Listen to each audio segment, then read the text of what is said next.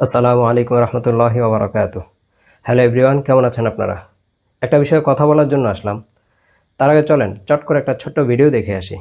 Messi আমার আব্বা, Messi আমার আব্বা। আপনার আসল আব্বাকে বেশি ভালোবাসেন নাকি মেসিকে ভালোবাসেন? মেসি রে, মেসি রে, মেসি মেসি মেসি, ভাই মেসি আব্বা। শুধু এই ভিডিও নয়, এছাড়াও আরও কিছু পোস্ট আমার সামনে পড়ছে যেগুলা মুসলমান হিসেবে আমাদের জন্য দুঃখজনক। এক ভাই লিখছে, মেসির সাথে জাহান্নামে থাকতে পারাটাও গর্বের। আবার লিখছে, আমরা হাসতে হাসতে ইহুদি ধর্ম গ্রহণ করব, কি বলো মেসি সৈনিকেরা। আরেকজন তো লিখছে, মেসি যদি হাগুও করে তাহলে আমি সেই হাগুটাও ... আরেক ভাইয়ের কথা কি বলবো, সে তো তার মাকে মেসির সাথে অলরেডি বিয়ে দিয়ে দিছে। সে বলছে, মেসিরে পাইলে আমার মারে তার কাছে বিয়ে দিতাম, যদি বাবা তালাক নাও দেয় তাইলে জোর কইরা তালাক নিয়ে বিয়ে দিতাম। আরেক বোনের কথা কি শোনাবো আপনাদের। আপনারা হয়তো দেখছেন, এক বোন তো নেইমারকে খাটেও নিয়ে গেছে। সে বলছে, নেইমারের স্ত্রী থাকুক অথবা গার্লফ্রেন্ড, হোয়াট এভার, সে নেইমারকে পাইলে সরাসরি খাটে নিয়ে যেত। তো ওরা তো অনলাইনে কিছু প্রকাশ করছে, অনলাইনের বাহিরেও আমাদের অনেক ভাই বোন আছে যারা বিভিন্ন আশা আকাঙ্ক্ষা নিজেদের মধ্যে পোষে। কেউ তার পছন্দের খেলোয়াড়কে পাইলে জড়ায়া ধরতো, চুমু খাইতো, কেউ কোয়ালিটি টাইম স্পেন্ড করতো, আবার কেউ ডেটে যাইতো, ইত্যাদি ইত্যাদি। তো এগুলাকে আপনি ভালোবাসা বলেন, ভক্তি বলেন, পাগলামি বলেন, আবেগ বলেন, যাই বলেন না কেন, এর পিছনে আছেটা কি? খেলোয়াড়দের পায়ের কারিশমাই তো। মেসি, রোনালদো, নেইমার, আরও যারা আছে তাদের পায়ের কারিশমা।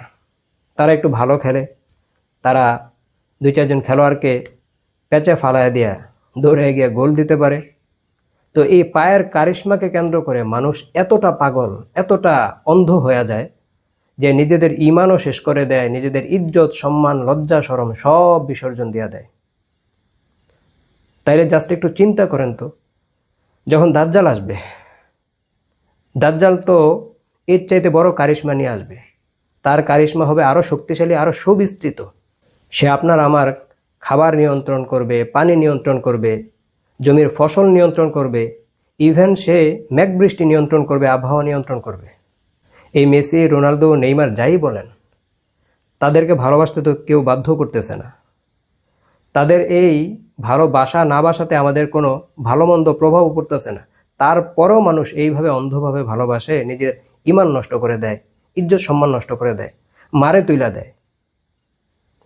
তাইলে যখন দাজ্জাল আসবে, সে শুধু কারিশমাই দেখাবে না, সে পাশাপাশি চাপ প্রয়োগ করবে তাকে মানার জন্য, তাকে খোদা বলার জন্য। যারা মানবে তাদের খাবার দাবারের অভাব নাই, ফসলের অভাব নাই, কিচ্ছুর অভাব নাই। আর যারা মানবে না, তাদের খাবার দাবার সব আটকায় দিবে। যারা মানবে না তাদেরকে বিভিন্নভাবে অত্যাচার করবে, হত্যা করবে। তখন এই মানুষগুলো কি করবে? দাজ্জালের বিশাল বিশাল কারিশমার মধ্যে এটাও একটা, যে সে এক পলকে পৃথিবীর এক প্রান্ত থেকে আরেক প্রান্তে দৌড়াবে। এই কারিশমা দেখে কয়জন ইমান ঠিক রাখবে? ভাই, চিন্তা করা উচিত, একটু চিন্তা করা উচিত। কি করছি আমরা, কোথায় যাচ্ছি?